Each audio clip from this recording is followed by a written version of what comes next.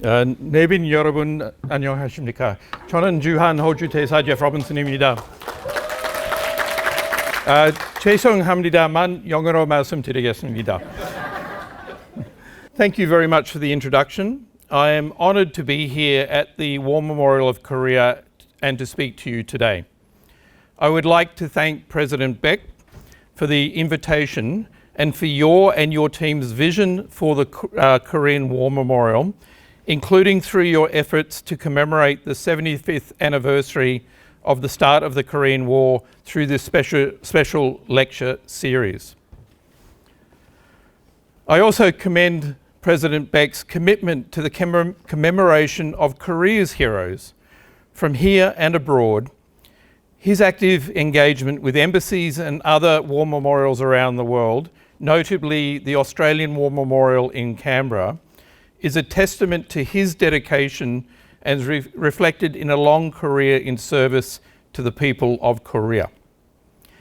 As you can probably tell from the title of my lecture, Korea and Australia forged in fire, focused on the future, I would like to use this opportunity to take you on a journey looking back at the history of the Australia-Korea relationship and the shared sacrifice that served as the foundation for our relationship through to our vision for the future. Now, Australia has a history with Korea that extends well before diplomatic relations were established in 1961. The first recorded instance of an Australian coming to Korea was back in 1889. There was an Australian reverend named Joseph Henry Davies. He came first to Seoul and then based himself in Busan as a missionary, but unfortunately he died less than 6 months after arriving. The death of Reverend Davies challenged the Presbyterian Church in Australia to make greater efforts towards its mission in Korea. The women in the church banded together to form the Presbyterian Women's Missionary Unit in 1890, and by 1891 had raised enough money to send the first 3 female missionaries to Korea. One of these missionaries who made a very tangible impact on Korea was Isabella Menzies. Now, I ask you to take note of that name, which will become apparent in due course. She was joined by Bessie Moore in 1892 and Agnes Brown in 1895. Together, they established accommodation for at-risk girls, homeless, orphaned, or physically handicapped. These girls were supported by individuals and charitable groups in Australia.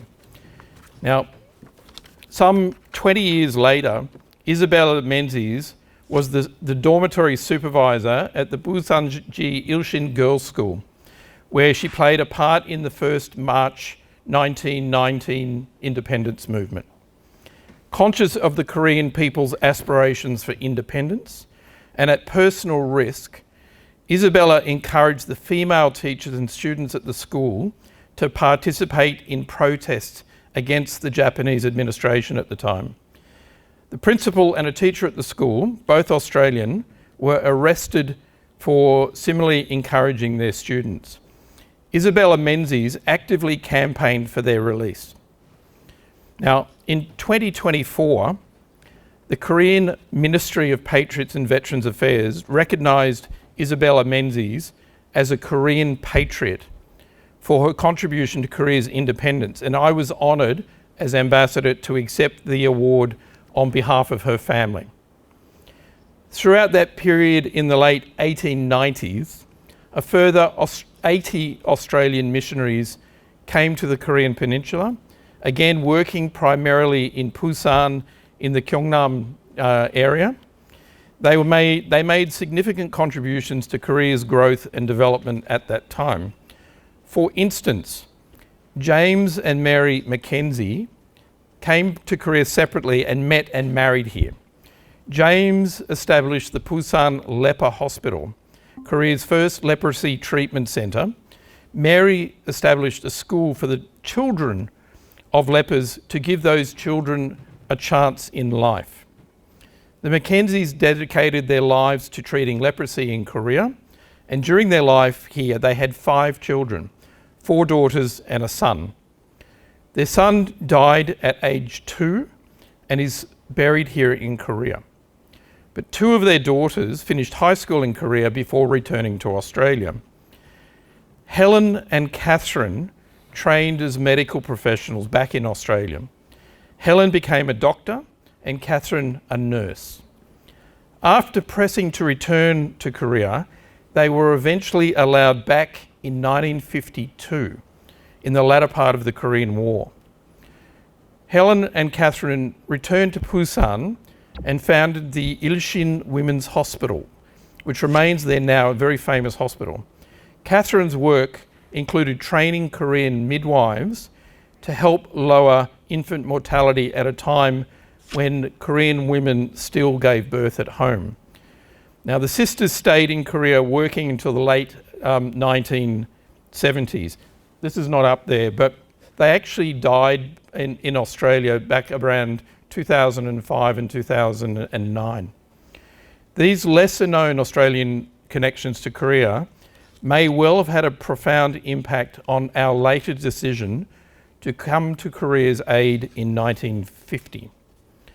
Of course, Australia was one of 22 countries that provided support to the South during the Korean War. And our performance on the battlefield, seas, skies of Korea are well storied. But even before the war, Australia was continuing to work in small but important ways to support the fledgling Republic of Korea and peace on the Korean Peninsula. To tell that story requires a brief recap of history. As is well known in this room, following the Japanese surrender at the Second World War, Korea was divided between the United States and the Soviet Union for the purpose of managing the Japanese surrender. Just days before the surrender, 2 US colonels convened in the Pentagon in Washington to clarify where that division would fall, and using a National Geographic map of Asia and adjacent areas that lacked provincial borders, settled on the 38th parallel.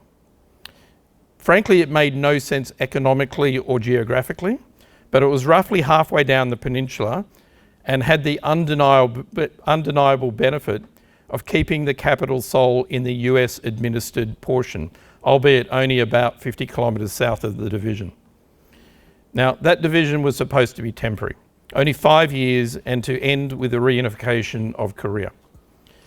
Moreover, at the 1943 Cairo conference, US President Roosevelt, British Prime Minister Churchill, and the head of the Chinese nationalist Chiang Kai-shek declared great powers, mindful of the enslavement of the people of Korea, are determined that in due course Korea shall become free and independent.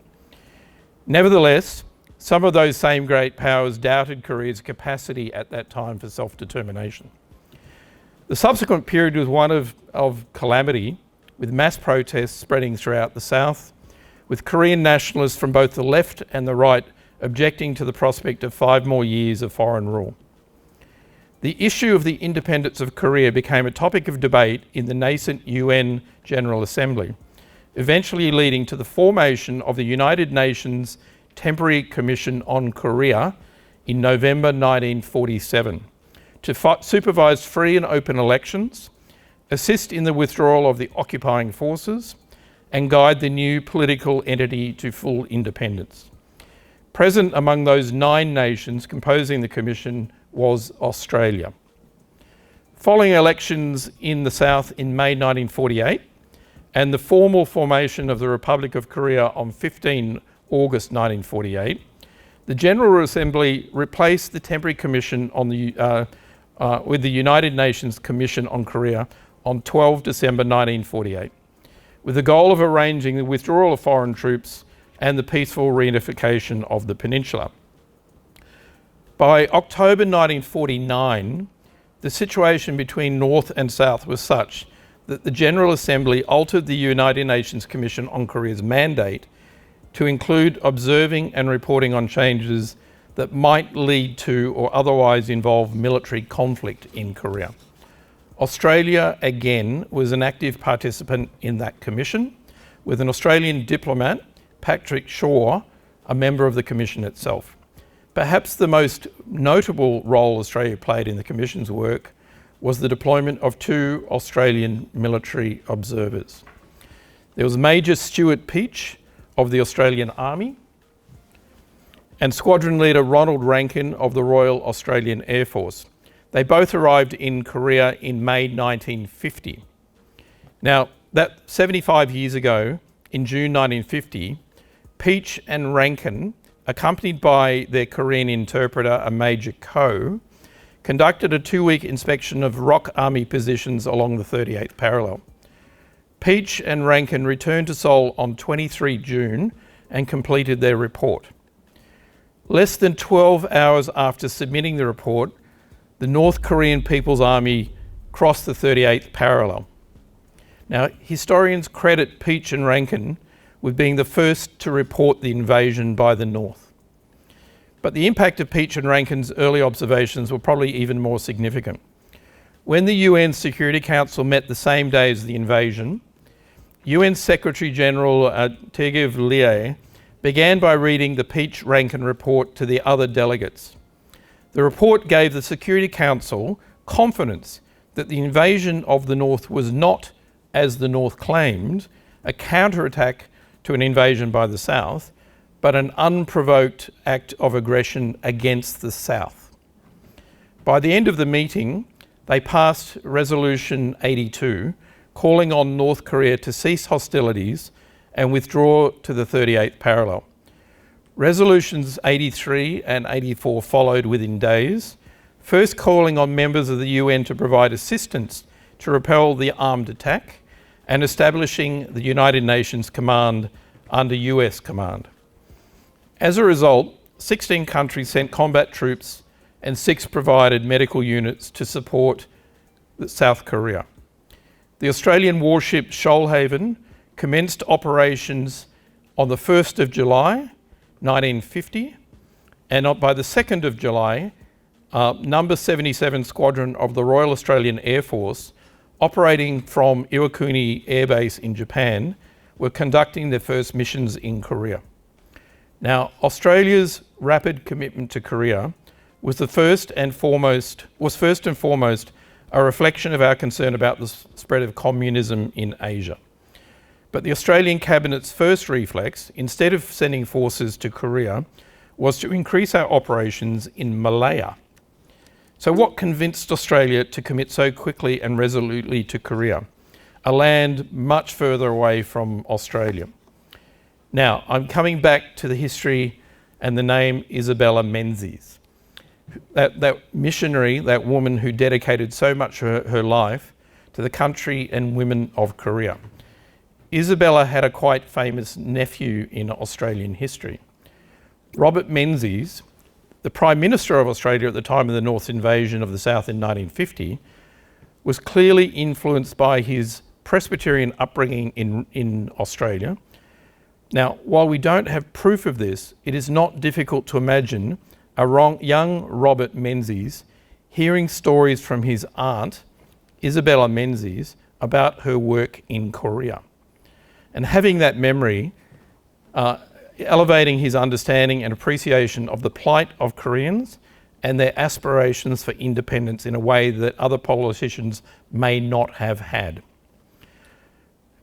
So Robert Menzies was the one who gave the order, and Australia ended up sending more than 17,000 personnel from the Army, Navy and Air Force. Australia lost 340 Australians in combat between 1950 and 1953. The 3rd Battalion of the Royal Australian Regiment arrived in September 1950 and saw action up and down the peninsula, notably at the Battle of Cheongju north of Pyongyang in October 1950, the Battle of Kapyong during the Chinese Spring Offensive in April 1951, at Mariangsan in October 1951. In time, 3 RAR, Royal Australian Regiment, was joined by its sister battalions 1 and 2 RAR. Of the many 3 RAR men interred at the UN Memorial Cemetery in Korea in Busan, 2 stand out to reflect the sacrifice made in Korea.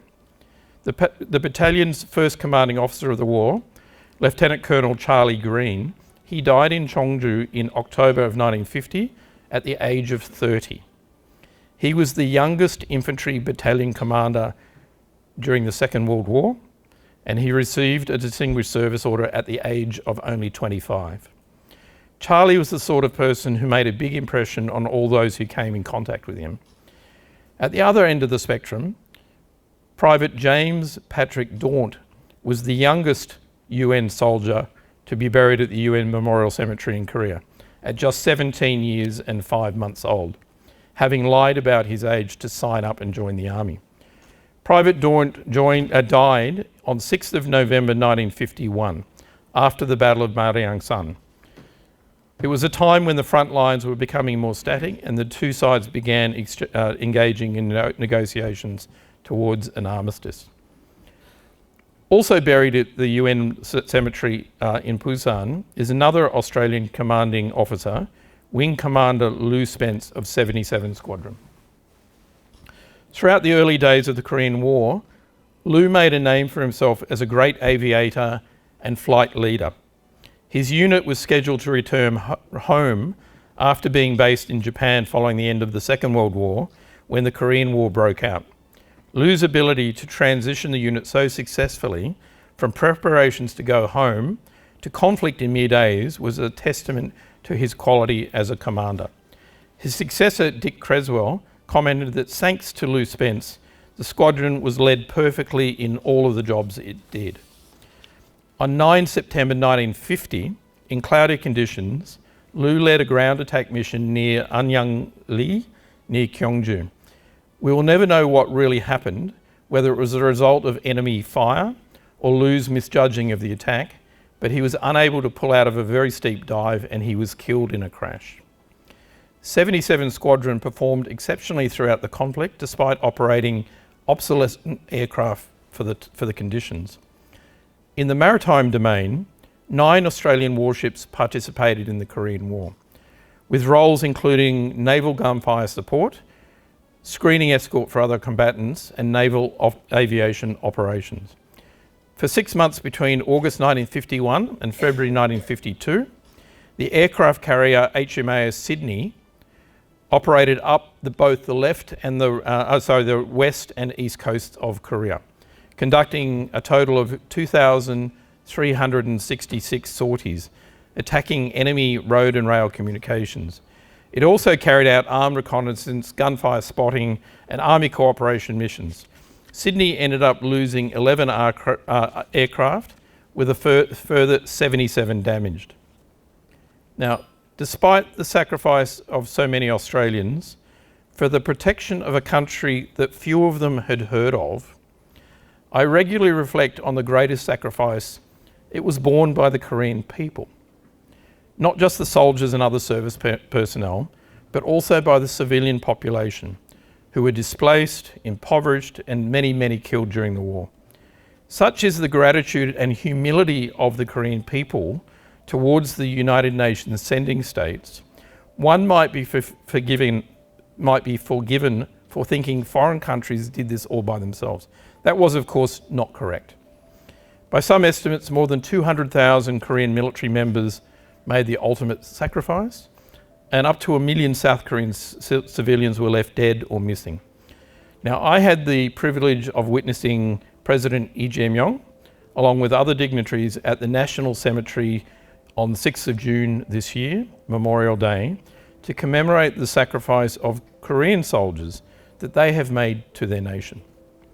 It was a fitting and beautiful tribute and an opportunity to reflect once again on how far this country has come through Japanese annexation, division after World War II, and then the Korean War. For those of you who don't know, the Korean people still sponsor revisits by UN veterans of the Korean War. Their numbers are now very small, but also by their descendants and the bereaved families. Such gratitude is truly humbling. When I speak to our Australian veterans about their experiences and the act of returning to Korea after so many years, there is a common thread. There is no hubris or ego. There is no spite about what they lost. Even though they survived, there can be no doubt that they sacrificed a great deal: their friends, their youth, their innocence. Instead, they are grateful to see that what they sacrificed has been worth it. They see the success of this country, the miracle on the Hun, and they feel justifiably proud and grateful for the part they played, however small, in that miracle. One veteran told me that he hesitated in coming back to Korea. The memories were too traumatic, he said, but he decided to come back at the invitation of the Korean government. When I asked him, "Why did you come?" he said, "My wife told me I'm not getting any younger. This would be his last chance. She wanted me to go." And he said it was the best thing he ever did to come back to Korea. To see the success of the hard work of the Korean people in terms of the economic, social, political and democratic development of this country, it is a bond forged in fire. Australia takes a good deal of pride in the modest role that it's played in Korea's success story. And this has extended into many other spheres, including culture, education, industry and the economy. Our bilateral relationship historically has been centred on a highly complementary trade in minerals, energy and consumer goods that has fuelled Korea's economic transformation and seen Korea become Australia's fourth largest trading partner. For decades, Australia has been a reliable supplier of many of the building blocks that have enabled Korean industry to go from strength to strength, including through coal and iron ore and gas. Of course, economic security is also the foundation of national security. When Korea was first attempting, for example, to establish a steel industry in the late 1960s and early 1970s, it was not a foregone conclusion that it would be successful. Steel became crucial to Korea's post-war reconstruction, but any domestic production capacity it had was severely damaged during the war. At a very early stage, industrial visionaries discussed the development of an integrated steel mill with an annual capacity of about 300,000 tonnes. Some hoped to include it in Korea's first development plan and sought investment from overseas. The World Bank and other international agencies considered the enterprise way too ambitious. According to their thinking, Korea could not master the technology and the plant would not be large enough to operate efficiently. Meanwhile, domestic demand would be insufficient to justify construction of a larger steel plant. Indeed, it was an audacious move for a country that was still an aid recipient. Ultimately, the World Bank and others were, however, proven wrong. Two Australian companies, Hamersley Iron and BHP, took a risk in signing the first long-term iron ore contracts, which was with what was then the Pohang Iron and Steel Company, now POSCO, and provided technical support to establish the steelworks. Australia's iron ore exports to POSCO were critical in helping build the steel industry in Korea. It was the start of a long and mutually beneficial relationship. Today, POSCO is Australia's largest single customer anywhere in the world. Of course, POSCO is just one example of the long-term partnership between Australia and Korea. As many in this room would be aware, another example of the partnership forged, literally and figuratively, in fire. Korean shipbuilders, most notably DSME, as it was then, have been instrumental in upgrading Australia's capacity to extract and process LNG offshore and providing the ships to carry it to markets such as Korea. Even today, you can see two large LNG carriers under construction at Hanwha Ocean Shipyard at Kojedo, emblazoned with kangaroos, right, and the name of Woodside, one of Australia's biggest LNG producers. We, Korea and Australia, have been natural partners, but in some ways, the ease of this relationship led to both sides taking each other somewhat for granted. That is now changing. Today, Australia and Korea continue to be close friends and comprehensive strategic partners. This was recently reinforced by the very early phone call between President Lee Jae-myung and Australia's Prime Minister Anthony Albanese, followed very quickly after by a face-to-face meeting at the G7 meeting in Canada just early this week. We are two democracies with shared vision for a peaceful, stable and prosperous Indo-Pacific region. Both our countries believe in the benefits of free trade and a region founded on the respect for sovereignty, agreed rules and norms, and international law. In light of the increasing strategic and economic convergence between our two countries, both the Australian and ROC governments are looking to enhance our engagement across multiple sectors, including energy and climate, international strategic cooperation, but importantly, on defence and security. Together, we are facing a more unpredictable, contested and dangerous strategic environment.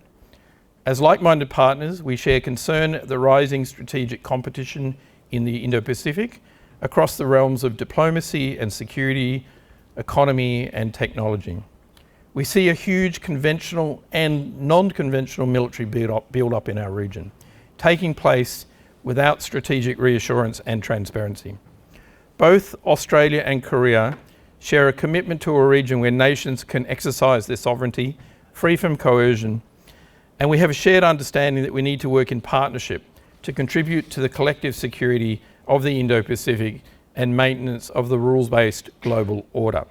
In this vein, our military forces have continued to operate together as they have since the Korean War.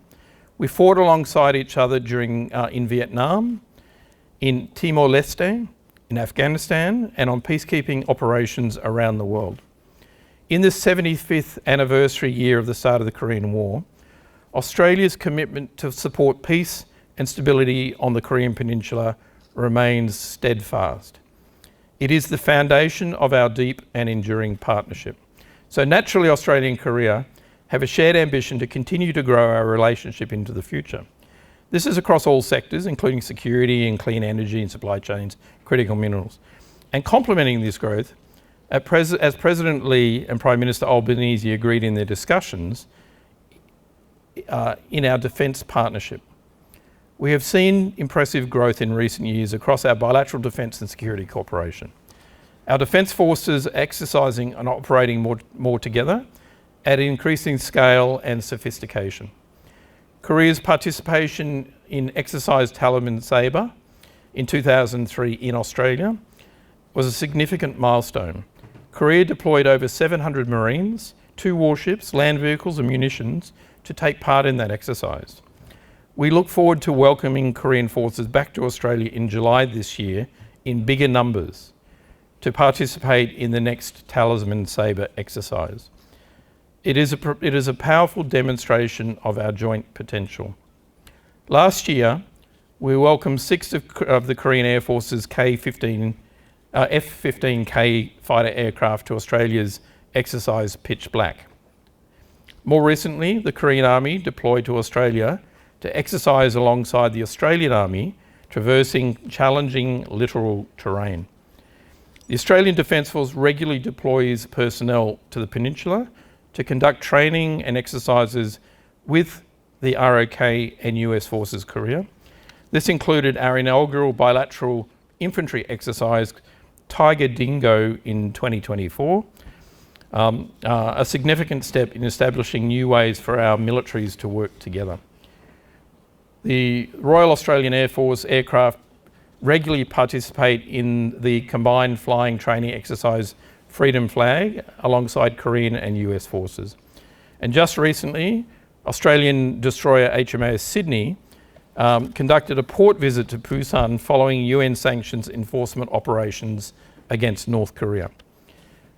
As a United Nations Command member state, Australia also participates in the Freedom Shield exercise series biannually in an effort to deter North Korean aggression and to maintain peace and stability on the Korean Peninsula.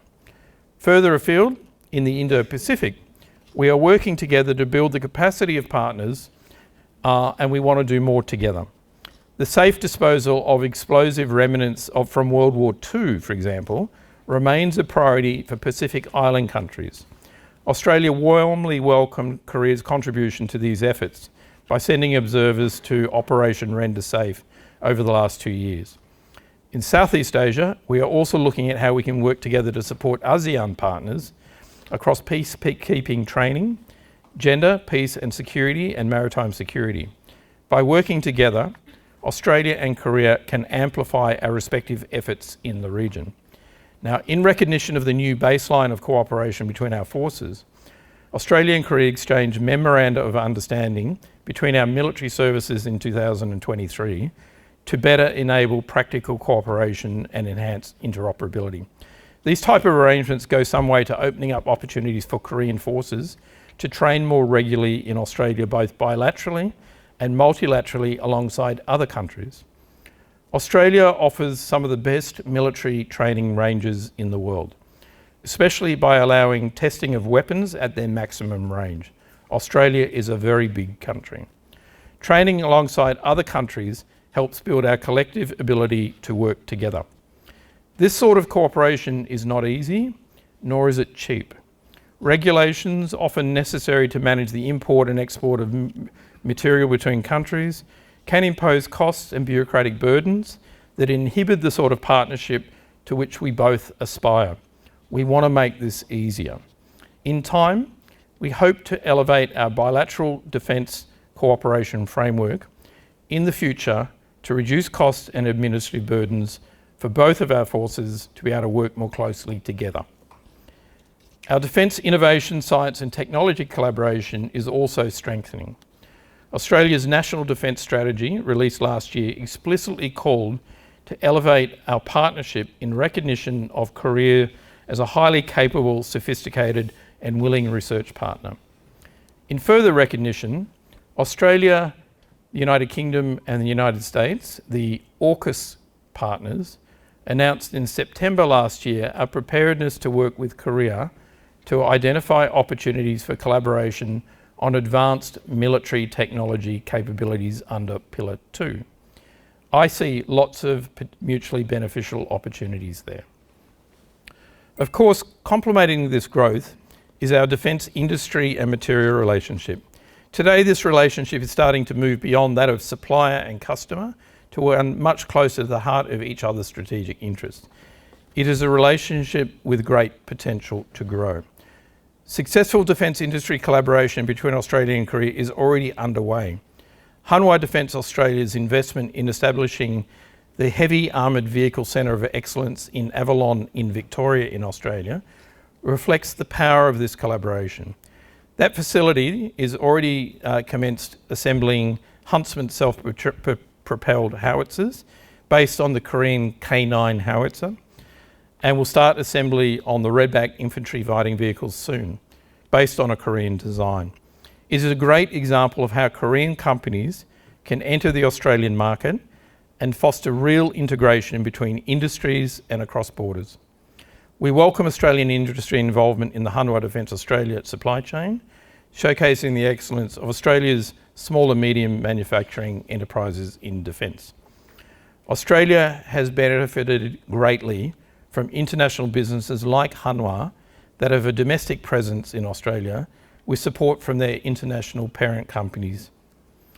As well as providing great opportunities for commercial success, these acquisitions also give rise to opportunities for meaningful people-to-people exchanges. For example, as the Australian Army learns how to operate these new pieces of equipment. A second group of operators will soon come to Korea to learn about the K9 in very practical ways. The first group not only enjoyed their time here, they forged new relationships with their Korean Army counterparts in a way that soldiers, sailors and aviators often and easily do. We must continue to strengthen and establish new pathways of cooperation. We are both trying to tackle similar security, demographic and technological challenges that are confronting us both. Australia is currently undergoing a generational shift in defence's capabilities across maritime, land, airspace and cyber domains.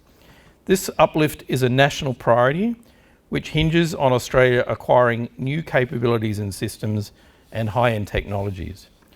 The Australian government recognises that the only way we can build, maintain and sustain a defence force that fits our strategic circumstances is to work more closely with industry and our international partners. Korea will be key in that endeavour. Now, taking the lead of President Lee and Prime Minister Albanese, we are in a good position for our bilateral relationship to continue to grow and flourish into the future.